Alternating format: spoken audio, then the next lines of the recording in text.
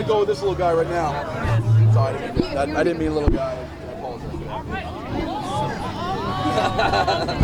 that. Okay, I like you already.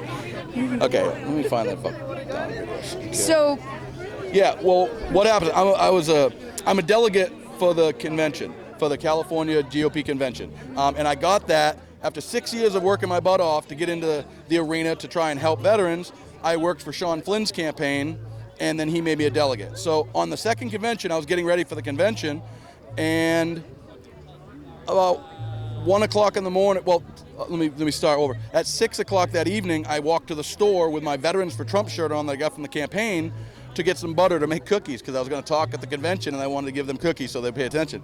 And I'm looking at my phone for the video, so I'm not ignoring him. So when I went, I came across this young gentleman who was sitting in the same complex I live in on the stoop smoking a cigarette, and I said my normal hello and smiled. And as a former law enforcement officer, let's just say I know when I'm being stared down, like trying to be intimidated, and that's what he tried to do. So I just continued my hello and, smiled and kept going, kept my eyes on my back so I couldn't, get assaulted. Fast forward to 1 o'clock that morning, a car was on fire in the parking lot. Move it forward, ends up being mine. And then I end up finding, the next morning I find on the video that's in the complex, there is pictures of who did it. And now the San Bernardino County Police are investigating it. I haven't been spoken to even once about it by them. They've dropped the entire case. I even tried to contact supervisors to find out what's going on, and they tell me they're going to look into it, and then I hear nothing back.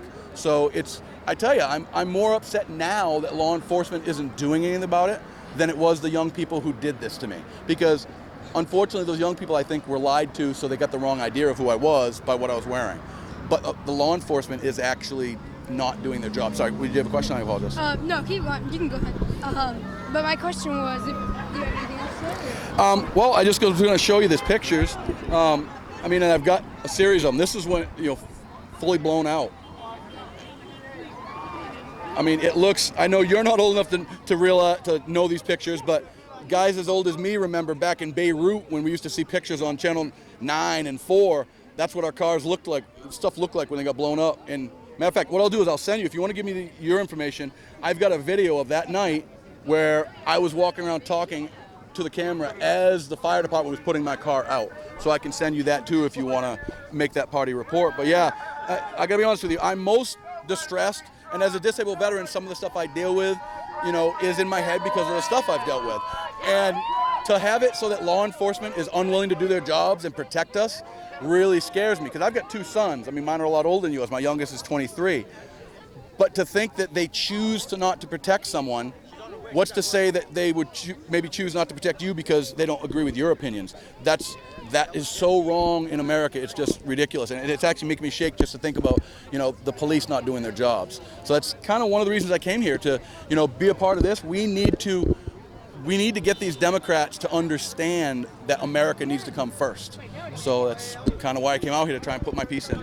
And you were saying how, earlier, I think it was Democrats that blew up your car. How do you know that?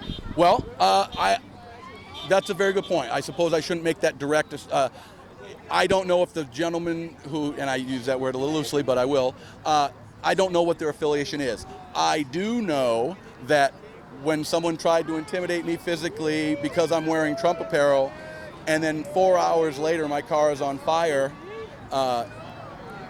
because of it, it doesn't take a lot really to, it's like people say, oh, well, you have any proof? 1 and 1 equals 2, and you're the only open Trump supporter in the area.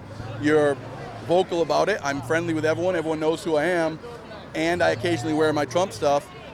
And like I said, literally that day, 4 hours before it blew up, I saw the same young gentleman that I saw on videotape running away from the car right before it blew up. Now, I guess the only other option other than it being because of the political bias is just because I'm white, which I'll be honest with you, I have a hard time believing in America that would happen. People are hateful about the whole politics thing, but I have a hard time believing that these young black gentlemen would try and assault me just because I'm white.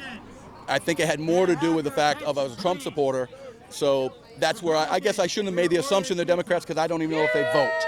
So I guess that was an unfair assumption. I'm glad you caught that. And, and how long ago was this? It was actually February 3rd. It happened the night before the Democratic convention, the last Republican convention. It was September 3rd.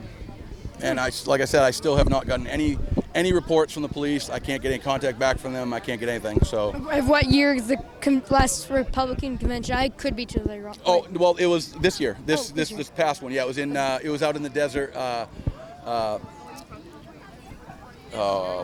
I don't even remember the name of the town it was, but it was out in the desert. But it was a situation where like I say, one of the worst things is the police aren't doing anything about it. Because as a veteran who wants to do what's best for the country, my biggest concern is making sure that you young people are safe and protected, and that means making sure our law enforcement do their jobs. Because today it's me, tomorrow it could be someone else, and I just can't let that go. Well, thank you so much for your time. Well, thank you.